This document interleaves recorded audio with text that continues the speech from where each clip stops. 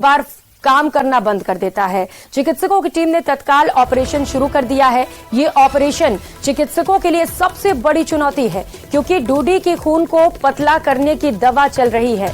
Heart की surgery पहले ही हो चुकी है, एस्प्रिन की दवा भी चल रही है, इससे सर्जरी बेहद जटिल हो जाती है। एसएमएस अस्पताल अधीक्षक और वरिष्ठ न्यूरोसर्जन अचल शर्मा के निर्देशन में ये सर्जरी की जा रही है। तो सर्जरी और भी ज्यादा कठिन डॉक्टर्स के लिए इसीलिए भी है क्योंकि इससे पहले कई तरीके की दवाइयां चल रही हैं जिनका असर इस सर्जरी पर देखा जा रहा है। हालांकि टॉप डॉक्टर्स की टीम इस वक्त एसएमएस अस्पताल में रामेश्वर डूडी की सर्जरी में जुटी हुई है। तस्वीरें आपको दिखा रहे हैं। सुबह ब्रेन हेमरेज की शिकायत के बाद उन्हें अस्पताल पहुंचाया गया और जब स्थिति ज्यादा गंभीर थी तो उन्हें एसएमएस अस्पताल रेफर किया गया, जहां पर अभी उनकी लगातार इलाज जारी है, सर्जरी की जा रही है। सहयोगी अरबाज इस वक्त हमारे साथ जुड़े हुए जो लगातार एसएमएस अस्पताल से हमें अपडेट दे रहे हैं। अरबाज, कुछ अपडेट मिल पाया है? क्योंकि पता चल रहा है कि पहले जो बीमारियां थी उनका भी इलाज चल रहा था और उसकी वजह से सर्जरी और भी ज्यादा जटिल हो गई है डॉक्टर्स के लिए। होती है उसका ध्यान रख करके ही किसी बड़ी सर्जरी को परफॉर्म किया जाता है। जब भी कोई सर्जरी करनी होती है तो पुराना बैकग्राउंड देखना बहुत जरूरी होता है। जो हार्ट कंडीशंस रही हैं रामेश्वर डूडू की, उस दौरान उनकी पहले सर्जरी हो चुकी है, तो उन कंडीशन के अंदर जिस तरह से जो सिचुएशन अभी है उसमें ऑपरेशन शुरू कर दिया गया है। जो सभी जिम्मेदार लोग हैं वो अंदर पहुंच चुके हैं। डॉक्टर अचल शर्मा खुद अंदर मौजूद हैं, डॉक्टर लक्ष्मी कटारिया को अंदर लिया गया है और जैसे ही अंदर ऑपरेशन शुरू हुआ है, आप ये मान करके चलिए कि बाहर जितने कार्यकर्ता हैं वो अपने जो है उनके लिए दुआओं और प्रार्थनाओं का दौर शुरू कर चुके हैं, क्योंकि डॉक्टर्स अपना काम कर रहे हैं और अब काफी हद तक जो है सारी चीजें जो है दुआओं पर और प्रार्थनाओं पर निर्भर करती है। क्योंकि जो अंदर स्टेटस है उसको लेकर के मैं आपको बता दूं कि यहाँ पर जो ऑपरेशन शुरू हुआ है उसमें क्या क्या चल रहा है मैं बताता हूँ आपको। महेश, अंदर ऑपरेशन शुरू हो गया है, किस तरह की कंडीशन है? देखिए, बिल्कुल ऑपरेशन शुरू हो चुका है और जिस तरह से जो वरिष्ठ न्यूरोसर्जन है डॉक्टर अचल शर्मा प्रोफेसर हैं जो कि एसएमएस हॉस्पिटल के अधीक्षक भी हैं, उनके निर्देशन में जो सर्जरी का जो शुरुआत है वो हो चुकी है। लेकिन सबसे बड़ी जो चुनौती है वो इस बात की बनी हुई है कि जो एसएमएस हॉस्पिटल में उन्हें लाया गया है और अब जब यहाँ उनकी सर्जरी की जा रही है तो चिकित्सकों के सामने सबसे बड़ी चुनौती इस बात की बनी हुई है कि उनके हार्ट का पहले से जो ऑपरेशन हो रखा है और उनकी हार्ट सर्जरी हो चुकी है, दवाएं जो चल रही है, एस्प्रिन जो दवाएं चल रही है जिसमें कि खून को पतला किया जाता है, और जब भी सर्जरी की जाती है तो ऐसे वक्त में खून पतला होना एक बहुत बड़ी चैलेंज जो है वो हो जाता है। खून को रोक पाना उस समय में एक बड़ी जो चैलेंज है वो डॉक्टर्स के सामने हो जाता है। तो डॉक्टर्स को इस बात की भी यहाँ पर चिंता है। और दूसरा जो 17 mm की जो शिफ्टिंग है मिड लाइन से वो हो गई, ब्रेन की बिल्कुल मिड लाइन से बताई जा रही है, 17 mm की शिफ्टिंग हुई है और उसकी वजह से जो है ब्रेन ने काम करना एक बार की बंद कर दिया है। तो एक बड़ा ब्रेन हेमरेज है, नहीं दे रहे, रिस्पॉन्स बिल्कुल भी ब्रेन हेमरेज की दशा में नहीं हो पाता है और ऐसे वक्त में जो है ये काफी मुश्किलात भरा वक्त है और इसमें डॉक्टर्स के लिए भी ये जो सर्जरी है बहुत जटिल बनी हुई है और उसे लेकर के जो अभी सर्जरी की जो प्रक्रिया है वो यहाँ पर शुरू हो गई है। अब कहा जा सकता है कि दवाओं के साथ साथ में दुआएं जो है वो बहुत ज्यादा जरूरी हो जाती है। इनके समर्थक बता रहे थे प्रार्थनाएं और दुआओं का दौर शुरू कर दिया है। अंदर ऑपरेशन जो है डॉक्टर्स कर रहे हैं, तो कितना टाइम लग सकता है ऑपरेशन में? कितनी बड़ी ये प्रक्रिया होती है न्यूरोलॉजिकल जो सर्जरीज की जाती है? बिल्कुल बिल्कुल, मैं आपको जानकारी देना चाहूंगा कि जिस तरीके से ये एक जटिल ऑपरेशन बताया गया है, ये आप कम से कम मानिए कि 4 से 6 घंटे तक का वक्त भी जो है इसमें लग सकता है या इससे अधिक वक्त भी जो है वो हो जाता है, क्योंकि काफी जटिल प्रक्रिया होती है। सिर का जो है पूरा ऑपरेशन होता है, सर्जरी होती है, उस दरमियान में एक एक चीज को बहुत बारीकी के साथ में जो है वो जो सर्जन होते हैं वो उसको वहां पर लेते हैं और इस लिहाज से काफी गंभीर, काफी क्रिटिकल जो मसला है वो यहाँ पर हो जाता है। और सिर से जुड़ी हुई जब भी कोई चीज आती है तो न्यूरोसर्जन किसी तरह की जो रिस्क है वो यहाँ पर नहीं लेना चाहते हैं और इसी वजह से उन्होंने कहा कि ये बहुत बारीकी के साथ में जो ऑपरेशन है वो करना पड़ेगा। देखिए, ये बात सही है कि जो डॉक्टर अचल शर्मा है वो उनके निर्देशन में चल रहा है, लेकिन वरिष्ठ जो और भी जो रिटायर्ड हो चुके हैं, वीडी सिन्हा जैसे जो वरिष्ठ सर्जन है वो भी यहाँ पर पहुंचे हुए हैं। तो यानी कि यह कहा जा सकता है कि एक चिकित्सकों की, विशेषज्ञों की जो एक खास टीम है, जो सर्जन की एक बड़ी पैनल तैयार, वो पूरा पैनल एक तरह से जो है इस समय में मौजूद है और उनके साथ ही जो तमाम जो डॉक्टर्स हैं वो एक बड़ी सलाह के साथ में एक बारीकी उनके साथ में जो बड़े कांग्रेस के नेता है रामेश्वर डूडी, जो कि एग्रो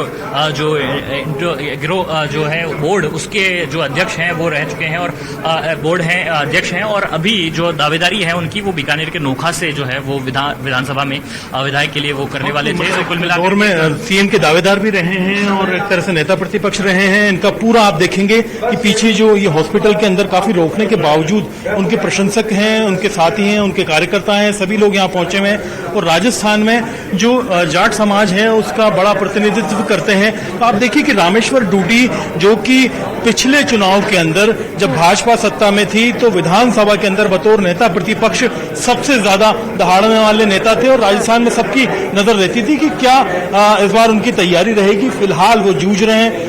जो हालात हैं, न्यूरोलॉजिकल कंडीशंस हैं, पुराने रिटायर्ड डॉक्टर्स को अंदर बुलाया गया है, जो बेस्ट अवेलेबल न्यूरोसर्जन्स हैं वो यहाँ पर मौजूद हैं और एम्स से लेकर के देश के कई टॉप मोस्ट इंस्टीट्यूट में लगातार फोन से और दूसरे संसाधनों के जरिए राब्ता कायम किया जा रहा है। देखिए 17 mm ब्रेन की सेंट्रल जो मिडिल लाइन है वहां से होकर के अगर हेमरेज का साइज आ रहा है तो ये अपने आप में चिंता की बड़ी जो है वजह है।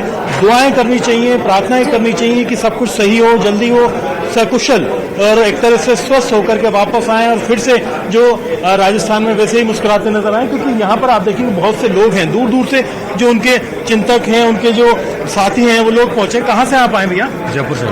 क्या आप लोग अभी जानकारी मिली है, क्या दुआएं कर रहे हैं, क्या प्रार्थनाएं कर रहे हैं? तो कर ही रहे हैं वो तो जी चाहते हैं भगवान जल्दी जल्दी सही कर दें। जी बिल्कुल। ऑपरेशन शुरू हो गया, 5-6 घंटे की प्रक्रिया बता रहे हैं। हाँ जी, डूडी साहब हमारे लोग साथी थे शुरू से? जी बिल्कुल।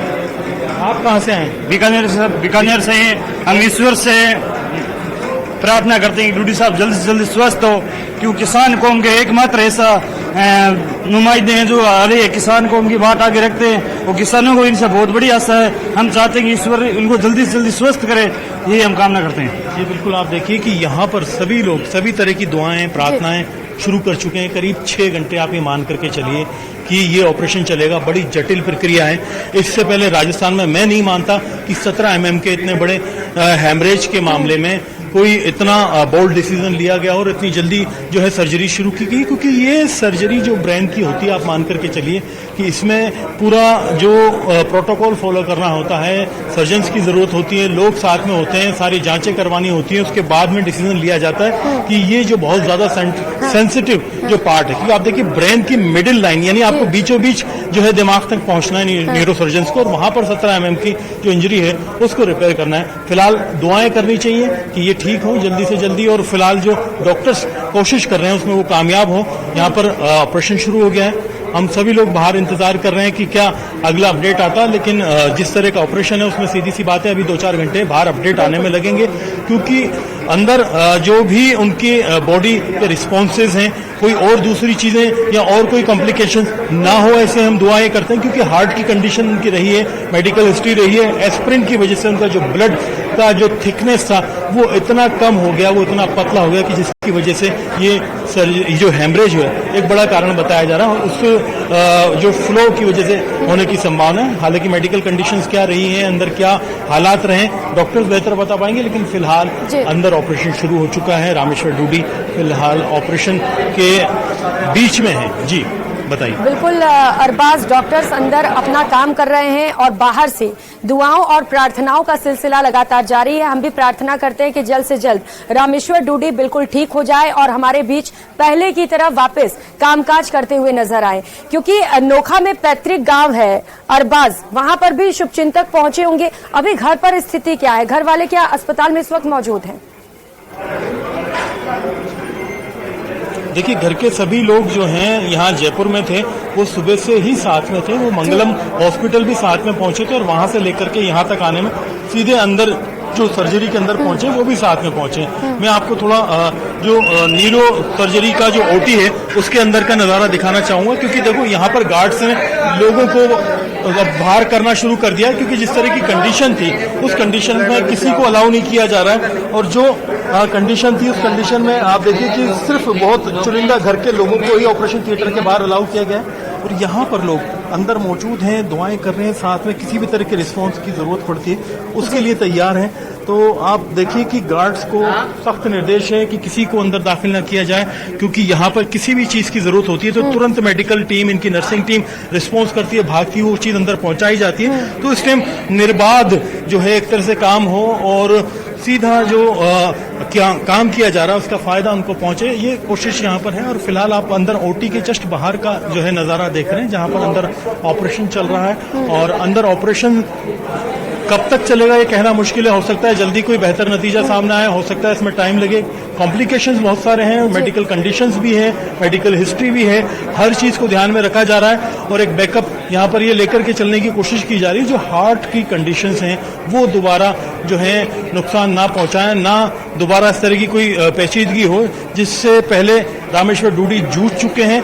तो अभी आप देखिए कि हार्ट कंडीशन और ब्रेन कंडीशन दोनों चीजें सामने हैं। ब्रेन की सर्जरी अंदर शुरू हो चुकी है, टीम पूरी मौजूद है, सब लोग लगे हुए हैं और दुआएं कर रहे हैं फिंगर क्रॉस करके कि जो भी हो बेहतर हो, जल्दी से जल्दी। रामेश्वर डूडी जो कि कल रात तक बताए जा रहे हैं कि बिल्कुल ठीक थे, कल उन्होंने सभाओं में भी हिस्सा लिया, सुबह लोगों से मुलाकात भी की, लेकिन जब बिल्कुल काबिले बर्दाश्त नहीं रहा दर्द, तब मंगलम वो पहुंचे। और मंगलम पहुंचने के बाद में सारी चीज का खुलासा हुआ कि किस तरह से हैमरेज जो है उनको परेशान कर रहा है। और फिर वहां से ही वो अचेत होते चले गए। वहां से जब लेकर के चले थे, बताए जा रहे हैं कि आधे थोड़े बहुत होश में थे, लेकिन एसएमएस हॉस्पिटल पहुंचते पहुंचते जब हमने उनको देखा, पहला विजुअल उनका, वो पूरी तरह से बेहोश हो चुके थे, होश में नहीं थे।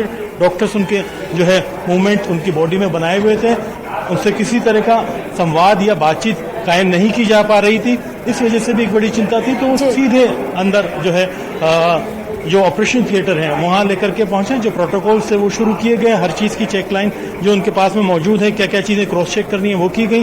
और हार्ट की कुछ जांचें भी करवाई गई कि अगर ऑपरेशन शुरू किया जाता है तो ऐसा ना हो कि वहां पर नुकसान हार्ट की वजह से उनको पहुंचे। तो फिलहाल ऑपरेशन शुरू हो चुका है, दुआएं कर रहे हैं सभी लोग, प्रार्थनाएं कर रहे हैं कि जल्द से जल्द सब कुछ कामयाबी के साथ में हो और जो रामेश्वर डूडी हैं सकुशल वो वापसी करें उसी तरह की सकारात्मक राजनीति के साथ में जिस तरह से वो पहले करते आए हैं। और राजस्थान में काफी कद्दावर नेता माने जाते हैं। लगातार वो जिस तरीके से बतौर कांग्रेस में कद्दावर नेता तो काम करते ही थे, नेता प्रतिपक्ष के तौर पर भी उन्होंने काम किया है।